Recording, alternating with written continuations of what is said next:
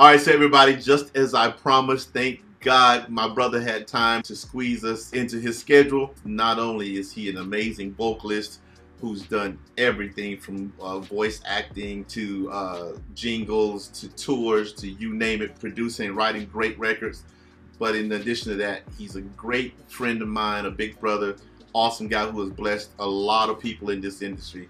Ladies and gentlemen, put your hands together for Kevin Dorsey. What up, KD? What's happening, Rome? Man, I appreciate you so much for doing this. I speak of you so much, man, in all of my interviews and things. I have to because you played a big part. There's a few people that I always make a point to mention and pay homage to and appreciation, you and Vesta Williams and Ollie Woodson and Patrice Rushen are always right at the top of that because although a lot of people blessed me in ways, you guys just were there and it wasn't like a one-time blessing. You guys like have literally blessed me through my career. And a lot of times people say that, you think, oh, they gave me a gig. Yeah. No, it's advice, it's guidance, it's sometimes correction. Yo, don't do that no more. In my career and in my life, you're one of those people. So I've talked about you so much, I want to introduce you to my audience and my followers. A lot of people know you already and love you. Can you just kind of give people the beginnings, like where are you from and what got you into music? Oh my goodness. First of all, thanks so much, Rome. I'm from Akron, Ohio, the same home as the late James Ingram, Philip Ingram of Switch, my late dear friend who was from a little place called Coshocton, Ohio, Vesta Williams, Howard Hewitt, Richie Benson, who lead vocalist for Rolls Royce. Oh, okay. Believe it or not, Chucky Booker spent a lot of time in Akron, went to school there also. I had no idea. Which I just found out this past December when we were on a gig together. Had no idea, man. That's incredible. That's my boy, talented brother. And went to Morehouse College in Atlanta and was a soloist in their world-renowned glee club. And we happened to be touring the West Coast. And Philip Ingram and my very good friend Zane Giles. Zane.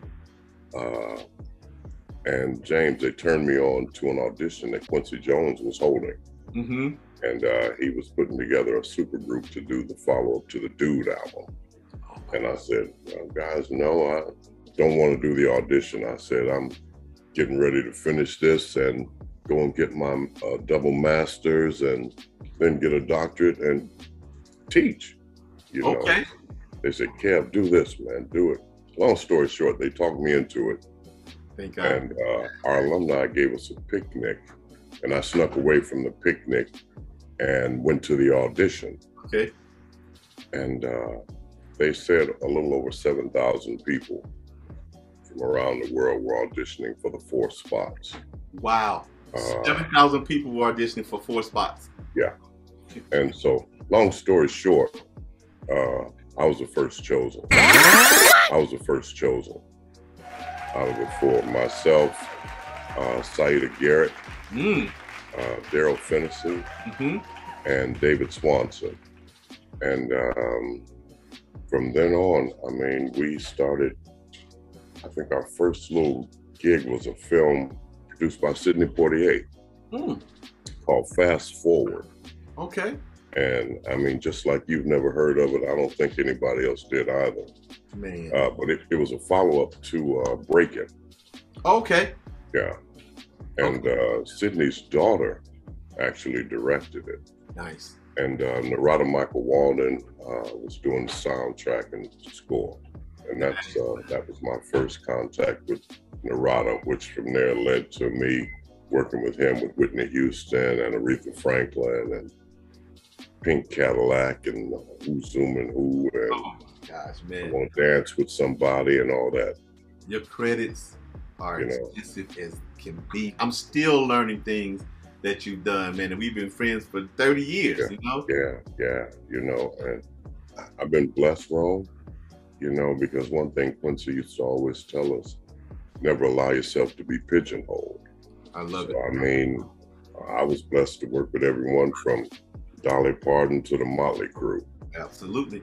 You know, and just love what I do, man, and love the television side, the film side, and just had the pleasure of meeting a lot of great people.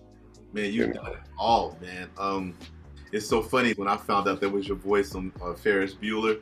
I said it makes so much sense. But you know, that's the one thing about, you know, I grew up in Chattanooga, Tennessee, and a lot of talent there. You know, me and Sam Sims came up in the same neighborhood. Usher Raymond came up in the same neighborhood. He's just much younger than us. But you know, in Chattanooga, it's a lot of talent, but that's not necessarily a place that encourages you to pursue music. And not at that time, anyway.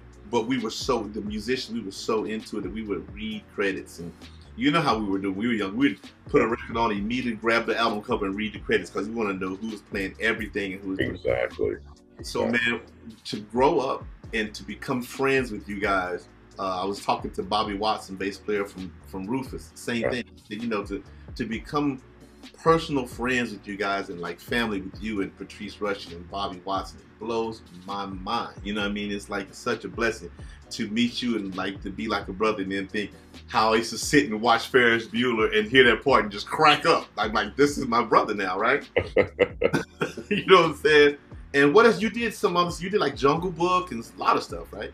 Oh my goodness. My first one was The Color Purple. Wow. Then Out of Africa, you know, Secret of My Success, Ferris Bueller, Forrest Gump, all four Lion King, Spider-Man, Matrix, Phantom, Oh Brother, Where Art Thou, 5 Heartbeats. We just finished, you know, Doctor Strange and Jordan Peele's Nope. That's what I'm talking about. That's what I'm talking about, bro. I tried not to do Ferris. You did? Why? Well, I was doing the film, working on that book with Ira Newborn, and it had been one of those long days, and Ira said, Kevin, I need you to do something. And I said, man, I'm tired, can't we do it tomorrow? And he said, no, we need to do it, because back then, dating myself as far as age, you know, the clips that they used, the dailies, I mean, everything was going, you know, FedEx and plane, wasn't no zip it through the computer. Absolutely. And so, long story short, after we just went back and forth, he wrote down, oh yeah, beautiful, more beautiful, the sun, and laugh. And the group Yellow out of Germany did the song originally. And Ira just said he wanted a little more oomph under it because they had the VSO, the voice so much. So if they put me on there, they wouldn't have to do it so much. So that's I went in there and I read, oh yeah, the sun, beautiful, more and that's it's been hanging around ever since, you know. Ever since, man. I love it. I love it, man. So how did the working relationship come about between you and Quincy, and then how did that lead to the Michael thing? How did that happen? Well, the working relationship between Q naturally was forged from that audition. Right. With he and Tom Baylor. Okay. And my goodness, because of him, who don't you meet? Right. I mean, at the time when he signed us, he had Sinatra on deck, he had Streisand on deck, he had Ella Fitzgerald on deck. And I mean, here I am, new to the game, with all these legends, you know. I mean, Ray, I mean, it was crazy. So the thing that led with Michael, Michael he and his brothers were getting ready to do the Victory Tour. And they were doing some pre-record, and they called us in to work on that. And they also had some voiceover involved in that I did for them. Okay. And eventually, and that was 84, 85, the Victory Tour. And in '86, Michael decided that he was getting ready to venture out on his own as far as touring. Okay. And I received a call from Daryl Fennessy. Michael had been holding auditions for Vocalist. And Daryl called me, and it was Daryl, Dorian, Sheryl Crow, and myself. Told me what the gig was. We got a couple hours to rehearse. We wanted to do something different that no one else would do, that would show the harmonies, the pitch, the whole gambit. Long story short, we got the gig. Okay. And began rehearsing, you know, for the Bad tour. The rehearsals were brutal. Just plain, that's all, brutal. I could imagine. How many hours and how many days a week? We would rehearse 6 days a week, from 10 in the morning to sometimes 1 the following morning. Wow. Wow.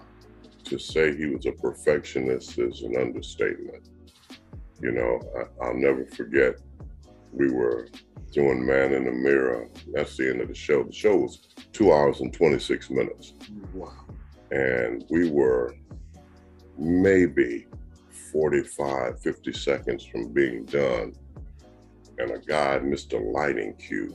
And Mike said, that can't happen. That can't happen in the show. Go from the beginning. Can't have that. And so he said, let's try this again. Let's go from the top. And so, like I said, it was my first time with him. Right. And so I said, okay, cool, because I need to go to the bathroom and all that. I can make it through Man in the Mirror again. And I see everybody over here, they're reloading pyro and resetting this. I said, what you doing? They said, oh no, not Man in the Mirror. He meant to go to the beginning of the show. And I said, are you serious? And you see him scattering. And bro, that little lighting cue cost us another 2 hours and 26 minutes. You know, I mean, from being on stage with Mike Rome, I mean, when somebody makes a mistake, when, you know, he turns around, oh, you know, pointing to somebody. You know, what's that little song by the one guy I wanted to say? Wasn't me. Wasn't me, right? It wasn't me. Exactly. You know, I'll never forget, I was being interviewed in Paris. And the reporter was saying, if I have one complaint about your show, he said, it was too perfect. What? And I said, okay. He said, how do you do that? I said, well, to err is human. And I said, for 2 hours and 26 minutes on that stage, we try to be as less human as possible. That's right. It's a machine. So, it's a machine, and he pushes you to a point to, you feel like you let him down if you don't give him just 1,000,000%. Yeah, because he does. You know, when we were in London and they interviewed us before we got ready to do that show in Wales, that was one thing I talked about. I was like, man, like I said, this dude hits every rehearsal like he's got something to prove. I'm like, dude, you already might. You're the best. Yes. But every time we would do those run-throughs or whatever, I'm like, he's performing like it's a show right now. So we couldn't afford to do anything. I watched all of you guys, you know, because obviously I wasn't a part of the band as long as you guys were, but so I came in as a complete student. But when I tell you, man, the level of excellence was so impressive, and it changed me and took me to another level for sure. It was so great too. I mean, you had to come up to his level if that was at all possible. Yes. The best your version of that. Yes, exactly. You know, he made you better. I mean, that's the bottom line. I mean, I know he made me better. Yes. You know? Yeah, I was just gonna say he made me better, and you guys made me better too. So with that being said, I definitely want to go into this because in touring with Michael Jackson Part 1, I talked about me meeting you and the time that you guys saw us in London when I was performing with Rahsaan Patterson. And that conversation, and then in Part 2, I talked about the tour. You know, how the rehearsals went and all of that stuff.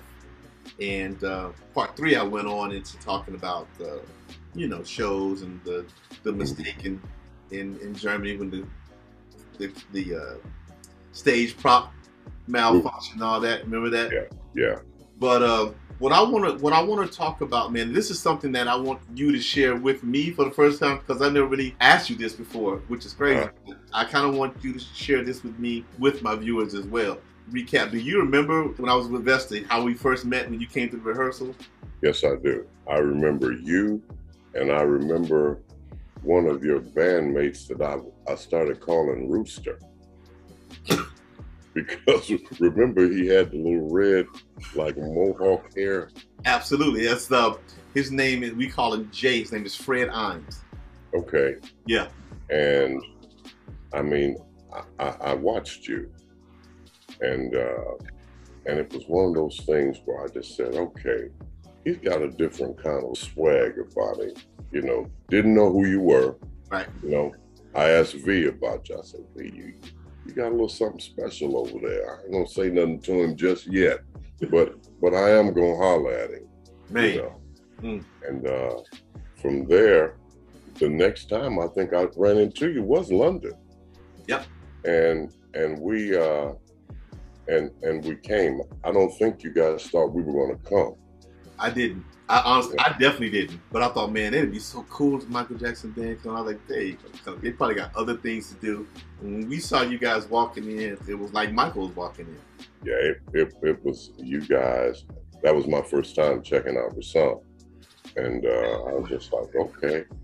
But when you and I had a chance, if nothing else about the conversation I remember, I told you, be ready. Yep. I said, bro, be ready if I call you, and when I call you. And so I'll never forget when the opportunity came. And because when I first did Mike on the Bad tour, I was strictly just a background vocalist, you know. And then with Dangerous, I became the vocal director and assistant musical director. So when the opportunity came for me to be able to bring someone on, I called you, and I'm just like, okay, I can't get him, but this is the only number I had. I called you a few times, and then I start calling people trying to find you, you know. I'm gonna try to make it through this without going into tears, man, because you have no idea. I won't let you finish, but you have no idea. But it was, I finally got you, or should I say, you got me, because you finally called me back. Yep. And I said, hey, I told you when I called, and let's do this. Next thing I know, we're rehearsing and getting ready.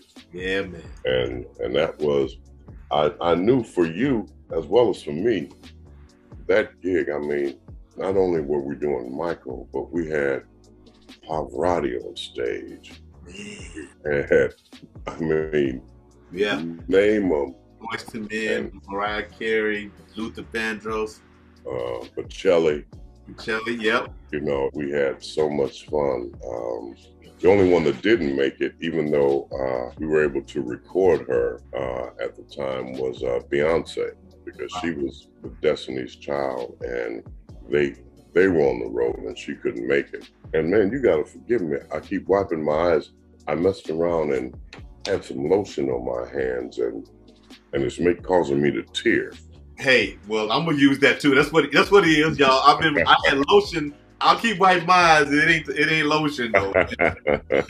So, Katie, you didn't know this, man, but you know, my career's been very blessed. You knew that. I mean, yes. And you know, I'd already done quite a few things before you called me for the Michael gig when we saw each other in London. You said some things to me to just open my mind up and challenge me to raise up in my thought process. And you said what you said. I said in one of my touring with Michael videos, I said, you know what? When you said to me, be ready, you know, I'm gonna call you. I remember thinking, man, I hope he's for real. And then it dawned on me, that's the same thing James Ingram said, and they're both from the same place. But when I tell you, Kev, that period in my life was a really, really trying period, man. I knew from Sam and Sonny that you had moved to Atlanta. Yeah. Yep. Yeah. I moved to Atlanta.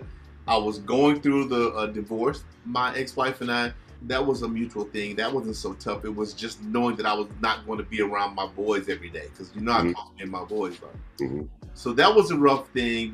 And then, you know, I was in Atlanta and I thought, man, I don't know if this was a great move, because I was rocking when I was in LA, and I moved to Atlanta and it just seemed like it was like almost a halt.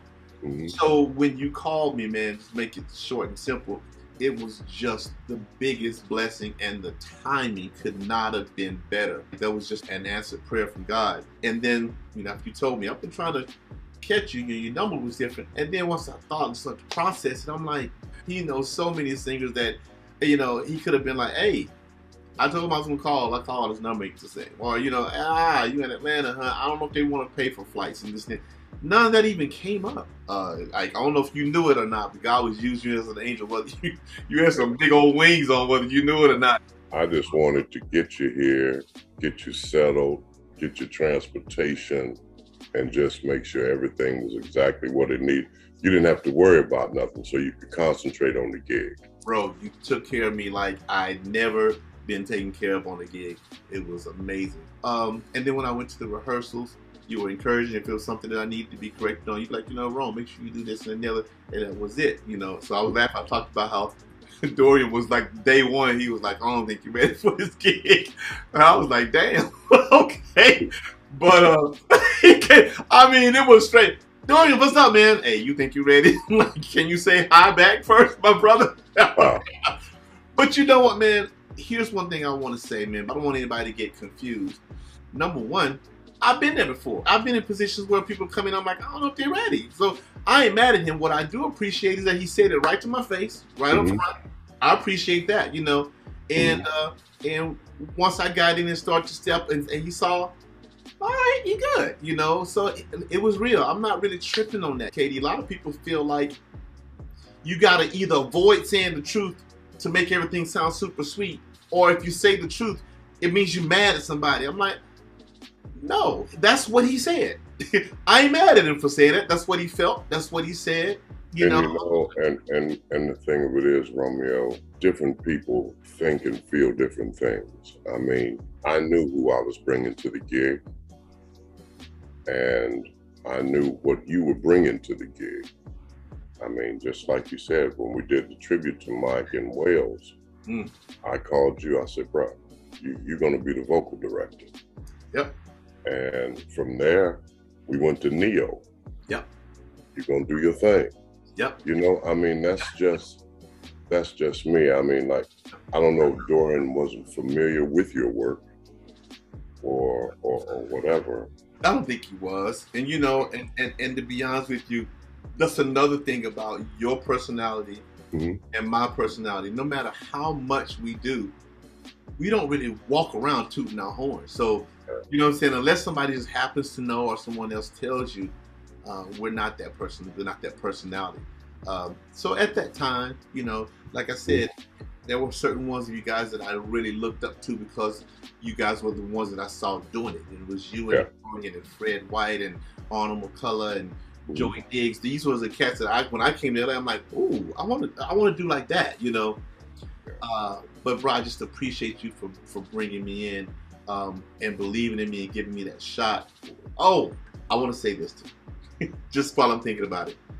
I'll never forget when you called me in, you were like, hey, we doing this thing right here, and we'll see what goes after that. I remember you called me once. I was driving on the 118 in LA. You called me on the phone, and you said, guess what? I said, what? You said, Slim wants you to be permanent. Dave Williams, he dug you. He talked to Slim about you. Slim's like, I like him.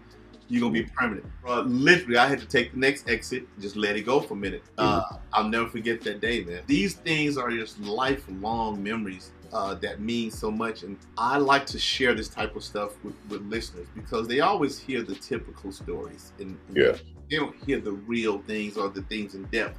And I want my channel to be the place that people can go and go, okay, that's how it is. Because I feel like as a parent, I wouldn't be a man if I experienced something and I watched my sons without saying, hey, I did that before. Do it this way.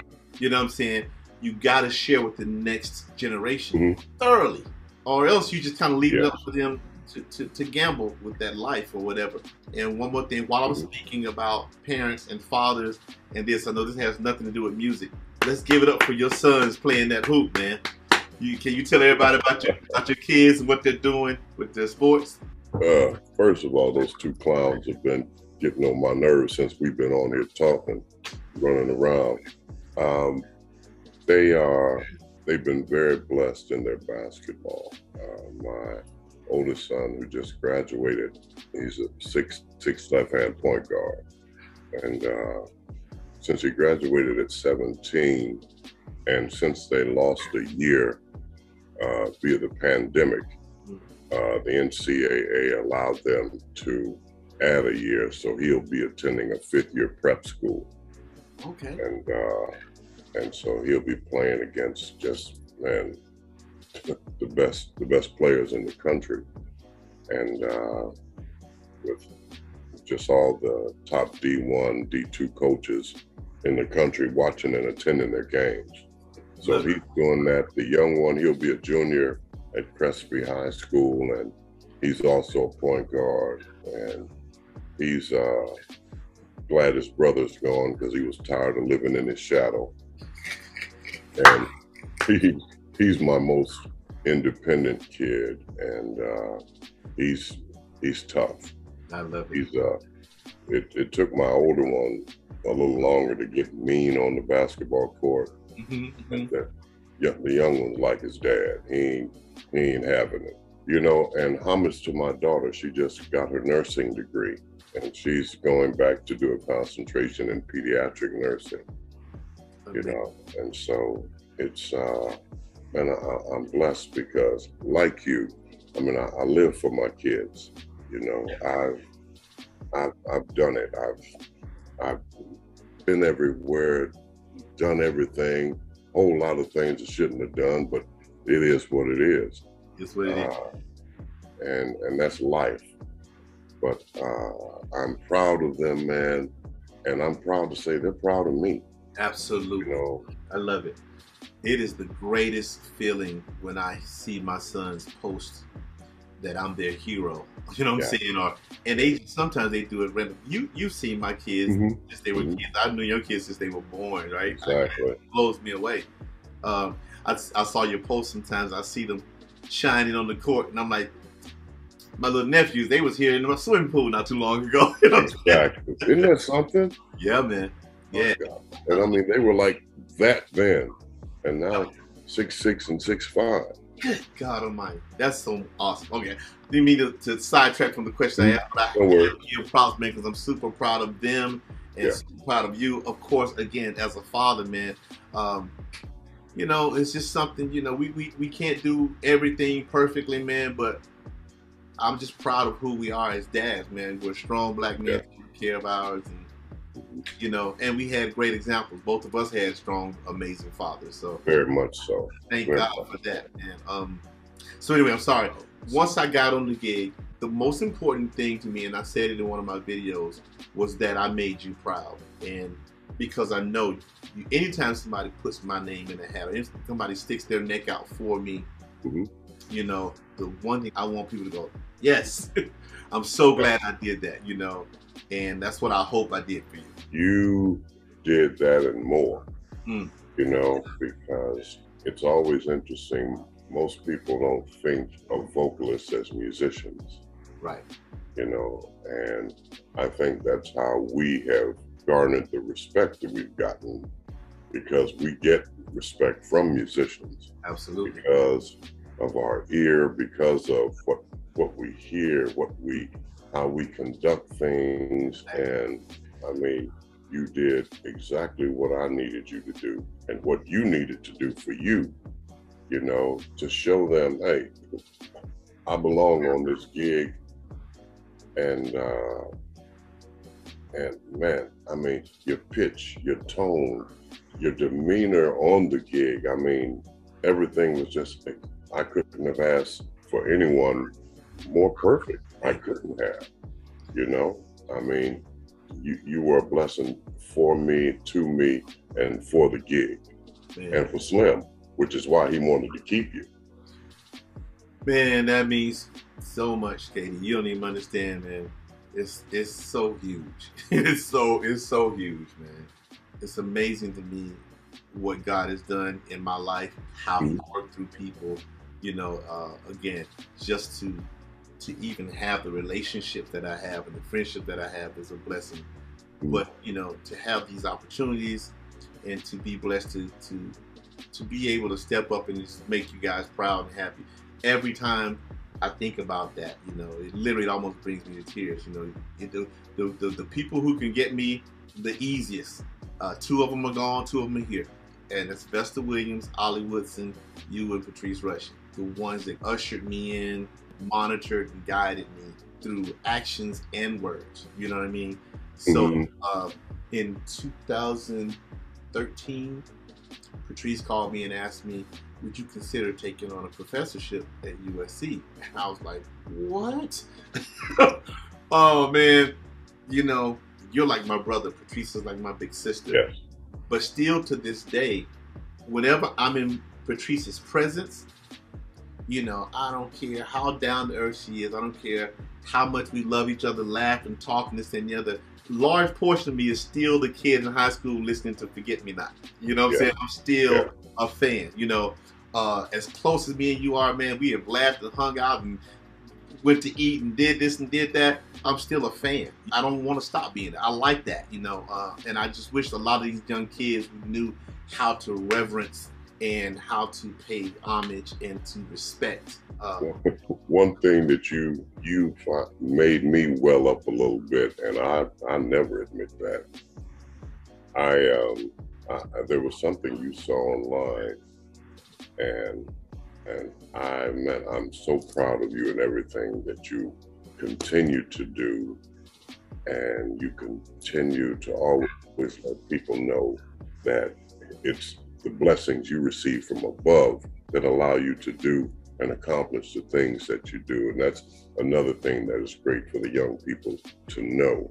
And you sent me a text and you said, KD, hey man, don't forget, I'm still doing sessions and everything, you know?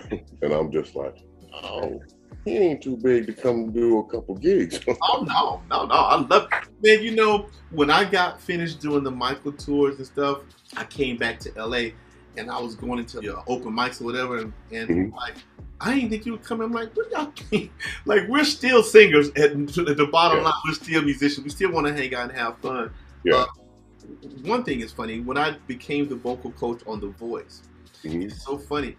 When you get into certain positions, wherever you are when people meet you sometimes, that's where they lock you up, right? So the people who knew me before I got with the P. Diddy shows, making his band and all that, and The Voice, a lot of people, they're like, oh, he's doing those things now. And they just, it's like you get locked in one thing. Oh, he's doing that now. So when I would see people sometimes doing commercials, you know, the awards as choirs, I'm like, yo, I see 7 people in the choir that I put on. Like, I put these people on.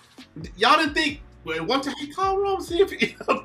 And they're like, oh, I didn't think you did stuff like that. I'm like, yeah, I still sing. I still like to sing. The thing is, man, you know, it's like the people who met me during The Voice were thrown. When I left The Voice, a lot of people, it threw them, but they don't understand. I got started with The Voice before it was a thing, and nobody knew what it was. I remember the first season trying to tell people, I'm doing this show that's coming out, blah, blah, blah, blah. They had no idea what it was about. What's up, Facebook fam? This is your boy, Romeo Johnson. The time is now. It's come. The Voice tonight. NBC. You've been hearing me talk about it for months now. It's finally here. You guys get to see what I've been talking about all this time. Listen, a lot of you guys have been reaching out to me and asking if I'm going to be on the show, if I'm going to be seen. And the answer is no. For the most part, my job is done off camera. Now, I know a lot of you have followed me from the Janet tours, Michael tour to Star Maker. making his band, Queen Latifah tour. I appreciate it. I love you guys so much. But a lot of you are saying, well, I want to see it. If you're not going to be on the show, I don't want to watch it. First of all, you're going to want to watch the show. Secondly, you may not see my face on the show, but you'll be seeing me. Every time one of these amazingly talented artists are performing on stage is representing hours of my work. And it's my input blended with these people's amazing God-gifted talent. I got the call from Paul Merkovich. And I was like, I'm not interested, bro. I'm kind of burned out on the whole TV show thing. I had done, you and I worked a lot with Deborah Bird on American Idol. American Idol, yeah. Yeah, and then I'd done Star Maker, and I'd done Making His Band with Diddy. So that's when The Voice was kind of coming about. Paul Merkovich said, man, we're doing a TV show. You want to be a part of it? And I was like, yeah, these things are getting silly now. And he was like, nah, I don't think this is going to be like that. It's going to be a situation where the judges will have their backs turned and they can only judge by the voice. And when I heard that concept, I was like, that's kind of fly. And that kind of intrigued me. And then I traveled with the casting agents to find people. And then in that search, they saw me making corrections. And they was like, you need to be the vocal coach of the show. And I was like, I'm down. So that's how that came about. But to be honest with you, I prayed about it like I do everything else. And God told me straight up, take it, but it's temporary. I'm going to tell you when to leave. So I went in knowing this was going to be a temporary thing. When I left that situation, man, people were like, you left? What? It blows people's mind. And by the way, I thank you for bringing me on. Brother, listen, man, prepping for the blind audition, it was like 160 something people. And we were trying to figure out how to get them ready. And they were like, okay, can you work with everybody for like 10 minutes? And I'm like, can't really do much for people in 10, 15 minutes. I'm like, I need a little more time. And they were like, there's no way to even schedule all these people. You can't do it. Can you bring in someone to help you at least for a week or two? And I was like, yeah, man, come on. You know, the first person I said, I was like, call my friend Kevin Dorsey, right? I knew that you knew your stuff. And then I knew your integrity. I knew that you had a true love for it, so it wasn't going to be a thing where you come in just to make money. It wasn't going to be a thing where you just brush contestants through. You want to be detailed. And the one thing that I love about us, we know how to switch roles. I knew as much as you've always been my superior in every situation, when he comes here, he's going to respect my position here. And you came right away. He's like, Rome, what you want me to do? Just go ahead and do it. He's like, okay, no, but I want to make sure you're good with it. You were amazing, obviously. I also told them to call in Deborah Bird, So it was like those were the ones that I said, bringing the people that I know and respect. I'm not just talking about just as a vocal coach, as a person. I was so honored to be in a position. I thank God to give me a position to do something nice for you. You've done so much for me. Yeah, it was a lot of fun, especially when we go on the road. Yeah, wasn't that fun? Yeah. It was so good to have another vocal expert on the road. You know what I mean? Yeah. Because I knew that was that many more people who were going to be seen with the right type of eyes and heard with the right type of ears. You've been a blessing to me. You've been a blessing to a whole bunch of people. Your career has been super blessed, and because of you, a lot of the blessings in my career came through you, and through that, was a channel that led to another thing and another thing. I'll forever be grateful, to you. And I thank you so much, man. Is there anything else that you want to say? Oh, the only thing I want to say, Rome, is to say how much you have been a blessing to the up-and-coming generations, as well as coaching some of the vets. And to watch you grow as a vocal coach, as a producer, as an arranger, as a parent, but more so for me, as a man and as an amazing friend and little brother. It just does my heart good every time I see something you're doing, hear something you're doing. And I just have to tell your listeners, your viewers, your fans, your friends and family, that it's genuine. You're so humble, and it's so funny when I see you, because you and I have so much crazy fun when we're together. We're just us, you know. But that's what family and brothers do. But thank you for having me here. Thank you for always making me proud. And bro, when you need me, call me. My man, I love it. Two more things I want to say. I just recently saw you do the performance, this Michael Jackson performance in LA that was incredible. What's his name again? I want to give him. His name is Rodrigo Teaser. Rodrigo Teaser, right. Oh, he did a great job. The dancers were so tight. His demeanor was so on point at the end of the show. Two things that he did. He came out without the whole Michael garb on, just as a normal guy, and said, you know, I'm coming out here like this because when it really boils down to it, I'm a fan just like you guys are. I've been asked to do things with impersonator. Yeah, and I never have. And he was the first. Lavelle called me and said, Kevin, will you do this? And I said, I will. And he is such a genuine person. I mean, his wife, all of his personnel, I mean, everyone's from Sao Paulo, Brazil. And I mean, you know, yeah, we have the language barrier, right? But I mean, it's so much fun. I mean, they welcome me like family. I can see it on stage. And the people, I love when he tells people, listen, I'm not trying to be Michael Jackson. I'm not Michael Jackson. I'm just someone who really pays homage to him and loves his music and is a fan, and I'm here to entertain you. And he sold out in Manhattan, he sold out in Orlando, and he sold out, you know, here in LA. And I'm just like, I mean, they're chanting his name, Rodrigo, Rodrigo. I mean, with Lavelle and you, I'm sure, and Jennifer, and she's still ripping, bro. She sounds amazing. Still getting, yeah. Man, it was amazing. Thank you. That was a lot of fun. And thank you for inviting me. I appreciate it, man. I had a ball. It was great. Oh yeah.